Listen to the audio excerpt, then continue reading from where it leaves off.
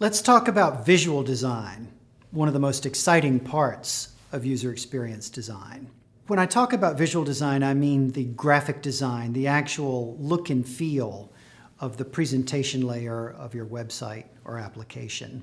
From a process standpoint, you may want to find a creative director or someone very strong in the visual design to partner with your user experience designer who might be very, very strong in the research and process analysis and interaction design. Generally, that's a really good pairing. Also, many graphic designers, visual designers need the wireframes first in order to know how to start their Photoshop comps, as they're sometimes called. It's possible that you may be able to find a user experience designer that is really strong in process and also really strong in the visual design. These people are very rare.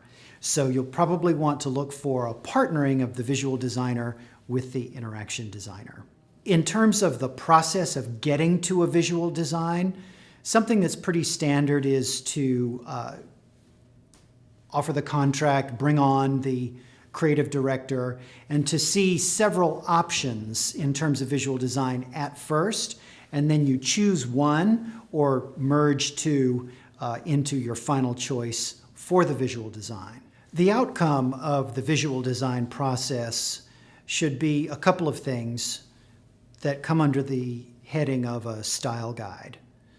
First of all, you're going to have some Photoshop files that are pixel perfect representations of the screens and the modules that your developers are going to need to build.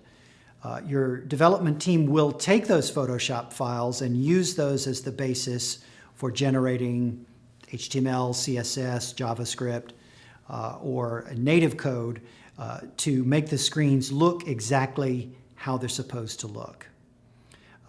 This collection of Photoshop files can also take the form of a reference guide that might be a permanent document that you and your team will use to know how to build screens going forward.